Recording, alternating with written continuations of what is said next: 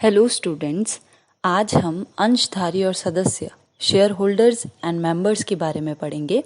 तो चलिए स्टार्ट करते हैं कि इन दोनों को अलग अलग समझने का। शेयर होल्डर क्या होते हैं और मेंबर्स क्या होते हैं। आप सभी को ये तो पता ही होगा कि हर किसी कंपनी में, जो रजिस्टर्ड कंपनी है, उसमें मेंबर्स जरूरी होते हैं। मेंबर्स होते ही होते हैं। अंश जो शेयर कैपिटल वाली कंपनी होती है, उसमें मेंबर्स जो होते हैं वो हमारे शेयर होल्डर भी माने जाते हैं। पर अगर आपकी जो कंपनी है वो बिना शेयर कैपिटल की है, तो उसमें ज़रूरी नहीं है कि जो मेंबर्स हैं उनके पास शेयर्स होंगे ही होंगे।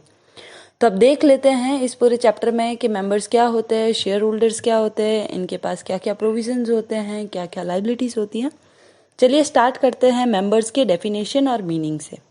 सेक्शन 2 सबसेक्शन 55 के अनुसार कंपनी के सीमा नियम का अभिधान करने वाले प्रत्येक अन्य व्यक्ति जो कंपनी का सदस्य बनने का लिखित ठहराव करता है तथा जिसका नाम सदस्य के रजिस्टर में लिखा जाता है और कंपनी का वह सदस्य माना गया, तो ऐसा व्यक्ति किसी कंपनी की अंश पूंजी का धारक है और जिसका नाम निक्षेपगार के अभिलेखों में हितकारी स्वामी के रूप में लिखा हुआ है। इन शॉर्ट के सेक्शन 2 सबसेक्शन 55 ये कहता है कि जो कंपनी के एमओए में सब्सक्राइबर होते हैं वो हम उनको मेंबर्स मान सकते हैं। जिनके पास हमने एक कंपनी ने ये कॉन्ट्रैक्ट किया है कि वो हमारी कंपनी के मेंबर्स हैं, तो वो लोग हमारे क्या होंगे, मेंबर्स बन सकते हैं।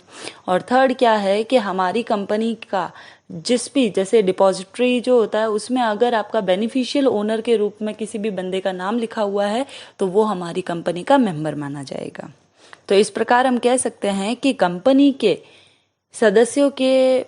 सदस्य से तात्पर्य किसी ऐसे व्यक्ति से हैं जिसे उस कंपनी का सीमा नियम पर हस्ताक्षर किए हैं अथवा जिसने उस कंपनी का सदस्य बनने का ठहराव किया तथा उसके नाम से उस कंपनी के रजिस्टरों में सदस्यों के रजिस्टर में अंकित हो, अथवा उस कंपनी के किसी भी ऐसे अंशधारी से हैं जिसका निक्षेपगार के अभिलेखों में उन अंशों का लाभदायक स्वामी के रूप में अंकित किया गया है। तो इस तरह से हम कह सकते हैं कि कंपनी का जिसके पास शेयर्स है वो हमारी कंपनी का मेंबर है, और इसके अलावा अगर शेयर्स नहीं है आपके पास तो आप उस कंपनी के मेंबर, अंश पूंजी वाली कंपनी के मेंबर नहीं माने जाओगे। अब कंडीशन है कुछ मेंबरशिप की भी, जिनको पूरा करना भी एक व्यक्ति को बहुत ज़रूरी है। सबसे पहले है कि यदि वह किसी कंपनी के सीमा नियम का अभिदाता हो और उसका नाम उस कंपनी के सदस्यों के रजिस्ट्रार में अंकित होना चाहिए।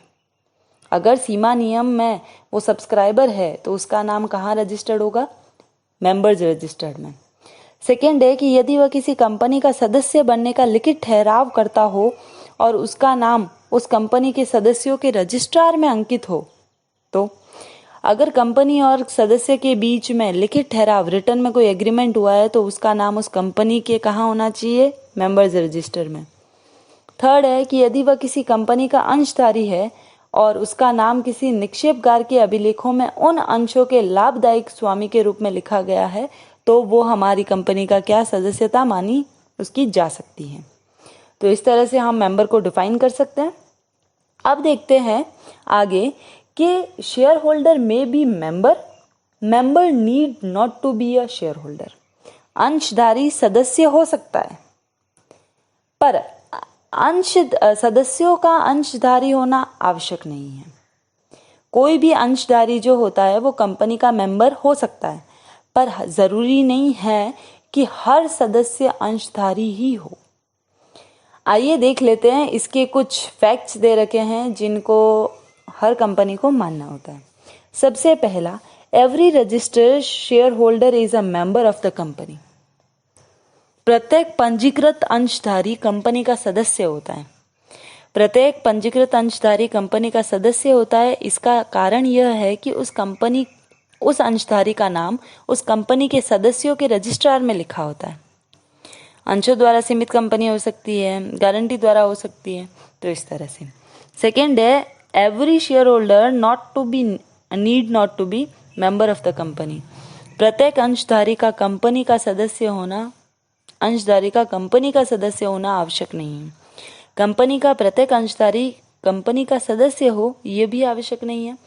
ऐसा इसलिए कि कई ऐसे अंशधारी हैं जो अपना नाम कंपनी के सदस्यों के रजिस्टर में नाम अंकित नहीं करवा पाते। अब उसकी भी कुछ कंडीशन दे रखी है कि अंशों का क्रेता जिसने अंश अपने नाम से पंजीकृत नहीं कराए। सेकेंड, नॉमिनी होने पर या लीगल रिप्रेजेंटेटिव होने पर। थर्ड, प्रत्येक पंजीकृत अंशधारियों का, फिर थर्ड है हमारी कंडीशन कि प्रत्येक पंजीकृत अंशधारियों का होना आवश्यक नहीं है। Every registered member need not necessarily be a share holder. कि इन निम्न जो अब मैं बताने जा रही हूँ उन कंडीशन में दे रखा है कि जो पंजीकृत सदस्य है वो अंशधारी का होना जरूरी नहीं है। अगर वो सब्सक्राइबर है तो, अगर वो बिना अंश पूंजी वाली कंपनी का सदस्य है तो, अगर वो पहले किसी का मेंबर रह चुका है तो, इस तरह से हम कह सकते हैं कि एक कंपनी का जो अंशधारी होता है वो सदस्य हो सकता है और सदस्य का अंशधारी होना आवश्यक नहीं है। आइए अब हम देख लेते हैं कि मेंबर और शेयर होल्डर में डिफरेंस क्या है। चलिए स्टार्ट करते हैं। Share holder, a company limited by guarantee और an unlimited company having no shares capital will not share holders.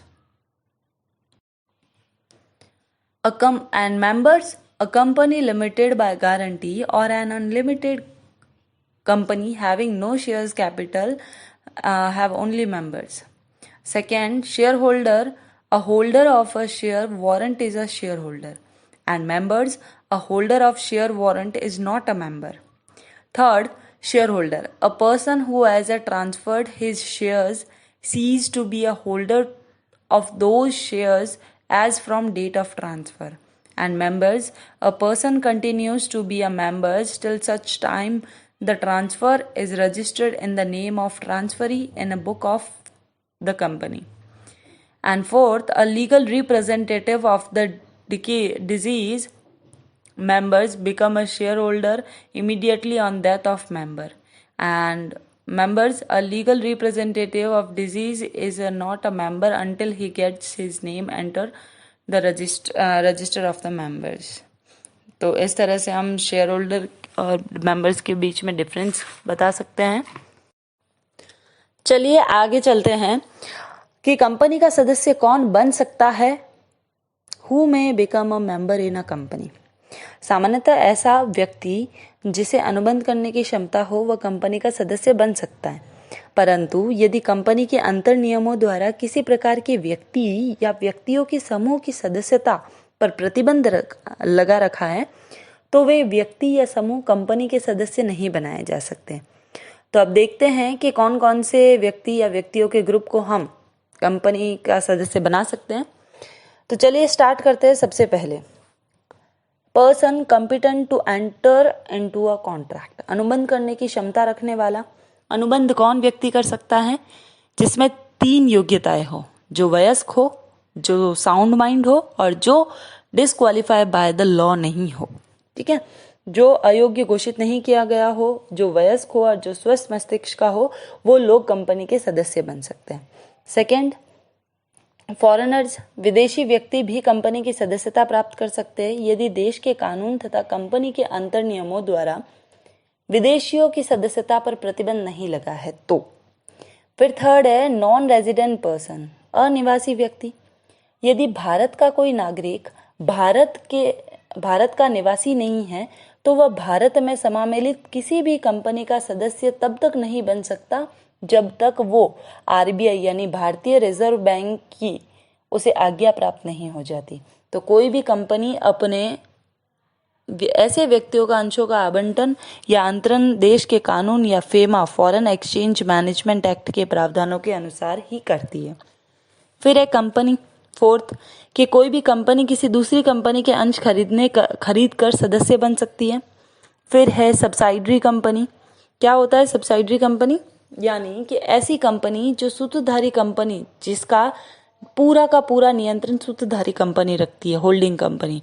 तो किसी भी सहायक कंपनी को उसकी सूत्रधारी कंपनी अंश आवंटित नहीं किए जा सकते, उसे अपनी सूत्रधारी कंपनी के अंश अंतरित भी नहीं किए जा सकते, क्योंकि ऐसा करना कानूनी रूप से व्यर्थ है। परिणाम स्वरूप कोई भी सहायक कंपनी अपनी सूत्रधारी कंपनी का सदस्य नहीं बन सकती, किंतु निम्नांकित जो एक्सेप्शनल केसेस हैं उनमें वो सदस्य बन सकती है। यदि सहायक कंपनी किसी मृत अंशधारी की वैधानिक प्रतिनिधि है तो, या फिर अगर सहायक कंपनी सूत्रधारी कंपनी के अंशों को प्रन्यासी के रूप में धारित कर रही है तो, फिर है कि यदि कोई सहायक कंपनी अपनी किसी कंपनी की सहायक कंपनी बनने से पहले ही उस सूत्रधारी कंपनी की सदस्य हो तो वो सदस्य बन सकती है। फिर है हमारी 6, देखो अभी तक हमने पढ़ा 5, person competent to enter into a contract, second foreigners, third है नॉन रेजिडेंस पर्सन, फोर्थ है कंपनी, फिफ्थ है सब्सिडरी कंपनी, एंड अभी 6 पढ़ने जा रहे हैं जॉइंट हिंदू फैमिली, संयुक्त हिंदू परिवार। किसी भी संयुक्त हिंदू परिवार का कर्ता अपने नाम से किसी कंपनी के अंश खरीद सकता है। परिवार का कर्ता कंपनी का सदस्य बन सकता है और सदस्यों के रजिस्ट्रार में उसका नाम संयुक्त हिंदू परिवार के कर्ता के रूप में ही लिखा जाएगा। फिर है हमारा 7th कि साझेदारी फर्म, पार्टनरशिप फर्म। कोई भी साझेदारी फर्म सामान्यतः किसी कंपनी की सदस्य नहीं बन सकती। इसका कारण यह है कि साझेदारों का साझेदारी फर्म से पृथक अस्तित्व नहीं होता है, किंतु सभी साझेदार मिलकर संयुक्त नाम से कंपनी का अंश खरीद सकते हैं और वो मेंबर बन सकते हैं। फिर है हमारा 8th holder of shares in joint name, संयुक्त नाम से अंश लेने वाले व्यक्ति। कोई भी 2 या 2 से अधिक व्यक्ति मिलकर संयुक्त नाम से कंपनी के अंश खरीद सकते हैं और उनकी अलग अलग प्रत्येक संयुक्त अंशधारी को कंपनी का पृथक सदस्य माना जाएगा। फिर है हमारा मैरिड वुमन, विवाहित स्त्री, यानी कोई भी विवाहित स्त्री अपने निजी धन से कंपनी के अंश खरीद सकती है तो वह कंपनी की अंशधारी तथा सदस्य बन सकती है। फिर है हमारा ट्रस्टी, यदि कोई व्यक्ति यानी ट्रस्टी किसी भी अन्य व्यक्ति की ओर से अंश अपने नाम से खरीदता है तो वह सदस्य माना जा सकता है। फिर हमारी है कोऑपरेटिव सोसाइटी, यानी कि सहकारी समिति। सहकारी समिति जो पंजीकृत है तथा जिसका अपने सदस्यों से पृथक अस्तित्व है, कंपनी की सदस्य बन सकती है और इस हेतु समिति के नियमों का प्रावधान आवश्यक है। उसके बाद देखते हैं रजिस्टर्ड सोसाइटी, पंजीकृत समिति। कोई भी पंजीकृत समिति किसी भी कंपनी के अंश खरीद सकती है और सदस्य बन सकती है। बस ये है कंडीशन कि अगर उसमें ऐसा कोई उपनियम जैसा अधिकार हो। फिर है ट्रेड यूनियन, श्रम संघ। श्रम संघ एक पंजीकृत निकाय है जिसको अपने सदस्यों से पृथक अस्तित्व मिलता है और अपने नाम से वो अंश खरीद कर और धारित कर सकता है। फिर है इंसॉल्वेंट यानी दिवालिया। कोई भी दिवालिया व्यक्ति कंपनी का सदस्य तब तक रहता है जब तक कि उसके नाम कंपनी के रजिस्टर में लिखे हुए हों। फिर है हमारा फिक्शिशियस पर्सन, काल्पनिक व्यक्ति। कोई व्यक्ति किसी काल्पनिक नाम से अपने अंश खरीद नहीं सकता और न ही कंपनी से अंश आवंटन के लिए प्रार्थना दे सकता है। यदि कोई ऐसा करता है तो उसे धारा 447 के अधीन दंडित किया जाएगा। एंड लास्ट है हमारा मॉर्गेजी ऑफ शेयर्स, अंशों की बंदगी। यदि अंश किसी व्यक्ति ने अपने कंपनी को उसके अंशों के बंधक पर ऋण दिया हो और ऐसी दशा में ऋणदाता उस अंशों का धारक तथा कंपनी का सदस्य माना जा सकता है। तो ये थे हमारे कि कौन कौन से व्यक्ति कंपनी के सदस्य बन सकते हैं। आगे हम देखते हैं methods of becoming a member, सदस्य बनने की विधियां सबसे पहले स्टार्ट करते हैं हम सीमा नियम पर हस्ताक्षर करके, बाय सब्सक्राइबिंग और साइनिंग द मेमोरेंडम। सबसे पहली मेथड है कि यह कंपनी के समामेलन के लिए प्रत्येक कंपनी को सीमा नियम का निर्माण करना पड़ता है और उस सीमा नियम पर सार्वजनिक कंपनी की दशा में कम से कम कितने 7 और निजी कंपनी की दशा में कम से कम 2 व्यक्ति के हस्ताक्षर होने ज़रूरी है। तो जो व्यक्ति इस सीमा नियम पर हस्ताक्षर करते हैं वे कंपनी के सदस्य बन जाते हैं। सबसे पहला मेथड। सेकेंड है method by application and allotment of shares, अंशों के आवेदन और आवंटन द्वारा। प्रत्येक व्यक्ति जो कंपनी की अंश खरीदने के लिए लिखित में आवेदन करता है तथा कंपनी सदस्य बनने के लिए सहमत हो जाता है तो उसे अंश आवंटित होने के बाद उसका नाम सदस्यों के रजिस्ट्रार के में सदस्य के बतौर सदस्य लिखा जाता है तो वो कंपनी का मेंबर बन सकता है। Second method. अब आती है third method, by transfer of shares, अंशों के अंतरण द्वारा। कि यदि कोई कंपनी का कोई अंशधारी अपने अंशों का किसी अन्य व्यक्तियों को विक्रय कर देता है तो ऐसा क्रेता उन अंशों के अंतरण के पंजीयन के साथ ही कंपनी का सदस्य बन जाता है। क्रेता तभी सदस्य बनेगा जबकि अंशों के अंतरण का पंजीयन करके उसके नाम का हो जाएगा और अंशों के अंतरण की कार्रवाई पूरी होने पर ही पहले वाले सदस्य के नाम को हटाकर नया सदस्य का नाम लिखा जाएगा। फिर है फोर्थ के अंशों के पारेषण द्वारा या उत्तराधिकार द्वारा, बाय ट्रांसमिशन ऑफ शेयर्स और बाय सक्सेशन। जब अंशों का अंतरण परिस्थितियों तथा कानूनी व्यवस्थाओं के अंतर्गत होता है तो उसे अंशों का पारेषण ट्रांसमिशन कहा जाता है। जब अंशों के धारक की मृत्यु हो जाती है और उसके धारक को पागल माना जाता है तो अंशधारी के अंशों को वैधानिक उत्तराधिकारी को अंतरित किए जाते हैं तो उसे कहते हैं अंशों का पारेषण करना। तो इस तरह से जो भी उत्तराधिकारी होगा वो हमारे कंपनी का सदस्य बन सकता है। फिर है फिफ्थ, बाय एस्टॉपल और होल्डिंग आउट, गत्या अवरोध तथा प्रदर्शन द्वारा सदस्यता। यदि कोई व्यक्ति कंपनी का सदस्य नहीं है किंतु किन्हीं अन्य व्यक्तियों के सामने ऐसा आचरण करता है जिससे उन अन्य व्यक्तियों को ऐसा विश्वास करने का अवसर मिलता है कि वह व्यक्ति कंपनी का सदस्य है तो वे अन्य व्यक्ति उस व्यक्ति को कंपनी के सदस्य के रूप में उत्तरदायी ठहरा सकते हैं। यानी कहने का मतलब ये है कि वो प्रिटेंड ऐसा करता है कि वो उस कंपनी का सदस्य है पर एक्चुअल वो होता नहीं है तो वो हमारे मेंबर बनवा सकता है। फिर है हमारा कि by having shares for consideration other than cash, नकद के अतिरिक्त प्रतिफल में अंश प्राप्त करके। यदि कोई कंपनी किसी दूसरे व्यक्ति के चालू व्यवसाय को खरीदती है और उसके प्रतिफल में अंश जारी कर देती है तो उस व्यवसाय को बेचने वाला व्यक्ति भी अंशों का धारक बन जाता है और परिणाम स्वरूप ऐसा व्यक्ति क्या होता है? सदस्य। एंड लास्ट है by conversion of debenture into shares, ऋण पत्रों का अंशों में परिवर्तन। कभी कभी कंपनी के पास ऐसे बहुत सारे कन्वर्टेबल डिबेंचर्स इश्यू कर देती है, वो अपने पास होते हैं तो, और उसकी एक टाइम पीरियड के बाद उसको कन्वर्ट करवाना ही पड़ता है और जो शेयर्स में कन्वर्ट होते हैं और जिसके पास शेयर्स में कन्वर्ट हुए डिबेंचर्स है यानी शेयर्स है तो वो कंपनी का मेंबर्स इजीली बन जाएगा। तो ये थी हमारी मेथड्स मेंबर बनने की। आइए अब हम देख लेते हैं टर्मिनेशन ऑफ मेंबरशिप। किसी भी व्यक्ति की कंपनी की सदस्यता समाप्त होने के कारण को हमने दो पार्ट्स में डिवाइड किया है, by the act of parties and bye operation of law. ये दो तरीके हैं। अब by the act of the parties, पक्षकारों के किन किन कार्यों से कंपनी की उसकी सदस्यता समाप्त कर सकती है। सबसे पहला by transfer of shares, transfer करने पर सदस्यता समाप्त हो जाती है। फिर है बाय फॉरफीचर ऑफ शेयर्स, अगर वो कॉल्स का पैसा नहीं देता है व्यक्ति तो उसकी सदस्यता समाप्त कर दी जाएगी फॉरफीचर करके।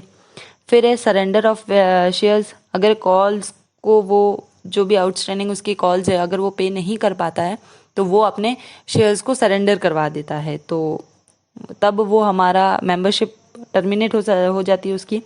फिर है बाय एक्सरसाइजिंग लीन, यदि कोई व्यक्ति कंपनी के अंशों पर अपना ग्रहणाधिकार उपयोग करते हुए किसी सदस्य के अंशों को अपने अधिकार में ले लेती है तो ऐसी दशा में उस सदस्य की सदस्यता समाप्त हो जाती है। फिर है हमारा by repudiating the contract of purchase of shares, अंशों के क्रय के अनुबंध का परित्याग करने पर। कॉन्ट्रैक्ट जब कैंसिल हो गया है तो टर्मिनेशन ऑटोमेटिक। फिर है by redemption of shares, redemption हो जाने पर। फिर है ऑन बायबैक ऑफ शेयर्स, यदि कंपनी अंशों को वापस खरीद लेती है तो सदस्यता समाप्त। तो इस तरह से पार्टी के एक्ट पर ये थे। अब देख लेते हैं कि कानून के प्रभावी होने से क्या क्या किस तरह से कौन कौन से काम से कानून खुद सदस्यता समाप्त कर सकता है। सबसे पहला बाय ट्रांसमिशन ऑफ शेयर्स, फिर है सेकेंड इंसॉल्वेंसी, थर्ड है acquiring shares by the order of the tribunal, अगर ट्रिब्यूनल का ऑर्डर है तो, फोर्थ है dissolution of the company, company का विघटन हो गया तो कंपनी की उस सदस्य की सदस्यता समाप्त हो जाएगी। तो ये थी हमारी टर्मिनेशन की। अब आगे देख लेते हैं राइट्स ऑफ मेंबर्स। मेंबर्स के राइट्स को हमने दो पार्ट्स में डिवाइड किया। सबसे पहला है इंडिविजुअल राइट्स, सेकेंड है कलेक्टिव राइट्स। इंडिविजुअल राइट्स क्या होते हैं कि कंपनी के, जैसे इंडिविजुअल राइट्स में सबसे पहले देख लेते हैं कि अंतर नियम और सीमा नियम की प्रति जो जेरॉक्स होती है, कॉपी होती है, उसको प्राप्त करने का राइट होता है। फिर है कि शेयर्स प्राथमिकता के आधार पर अंश आवंटित करवाने का राइट होता है। वोट कास्ट कर सकता है, अपने अंशों का ट्रांसमिशन करवा सकता है, ट्रांसफर कर सकता है। अगर मीटिंग है तो मीटिंग में वो वोट कास्ट करेगा, मीटिंग में वो प्रेजेंट हो सकता है। तो इस तरह से उसके पास राइट्स होंगे इंडिविजुअल। अब है कलेक्टिव राइट्स, यानी सामूहिक क्या क्या हो सकते हैं कि कोई भी 10% अंश पूंजी का धारक या उससे ज्यादा वोट रखने वाला संचालकों से एक्स्ट्रा ऑर्डिनरी जनरल मीटिंग बुला सकता है। सेकेंड, जो 10% वोटिंग राइट रखता है या जो भी रखने वाला व्यक्ति अंशधारी जिन्होंने कम से कम 5 लाख या निर्धारित की गई राशि से अधिक चुका दी है, तो वो वोटिंग की मांग कर सकता है। एंड थर्ड, कि अगर कोई ऑपरेशन और मिसमैनेजमेंट हो रहा है तो उसके लिए वो एप्लीकेशन डाल सकता है। तो इस तरह से, और विशेष संकल्प पारित करवा के ऑल्ट्रेशन करवा सकता है। तो इस तरह से काम वो कलेक्टिव राइट्स में कर सकता है। ये थे हमारे दो राइट्स, कलेक्टिव और इंडिविजुअल। अब हम आगे देखते हैं लाइबिलिटीज ऑफ मेंबर्स। मेंबर्स की क्या क्या लाइबिलिटी होती है। कंपनी की प्रकृति के अनुसार ही सदस्यों के दायित्वों में परिवर्तन हो जाता है। तो वो क्या क्या है वो देख लेते हैं कि असीमित दायित्व वाली कंपनी के सदस्यों का दायित्व, liability of members of company with unlimited liabilities. असीमित दायित्व वाली कंपनी के सदस्यों का दायित्व असीमित होता है। कंपनी के समस्त बकाया ऋणों के भुगतान के लिए सभी सदस्य मिलकर व्यक्तिगत रूप से उत्तरदायी होते हैं। यानी कि असीमित दायित्व यानी अनलिमिटेड लाइबिलिटी, जो कोई भी अगर लोन कुछ भी अगर बाकी है तो वो हर सदस्य मिलकर पे करेगा। सेकेंड है गारंटी द्वारा सीमित कंपनी का दायित्व, यानी जितनी गारंटी की राशि दी हुई है या गारंटी की राशि तक ही वो सीमित है उसकी लाइबिलिटीज। थर्ड है अंश पूंजी वाली सीमित दायित्व वाली कंपनी, यानी कि जितनी उसने अंश लिए हैं, जितने उसने कंपनी में अंश के लिए पैसा दिया है उतने के लिए ही, जैसे अगर 100 रुपीज़ के अगर उसने शेयर्स लिए हैं तो वो 100 रुपीज़ तक ही लायबल माना जाएगा। एंड लास्ट है सभी सदस्यों के जनरल दायित्व के सभा में संकल्प को पारित करना और व्यवस्थाओं को, अंतर नियम और सीमा नियम को व्यवस्थाओं के अनुरूप बांधना। फिर है कि सभी समापन के सभी समय उत्पन्न जो भी दायित्व है उनको पूरा करवाना। ये सारे हमारे जनरल लाइबिलिटीज हैं। तो इस तरह से हम मेंबर्स की लाइबिलिटी को डिफाइन कर सकते हैं। आज की क्लास हम यहीं ख़त्म करते हैं। Thank you.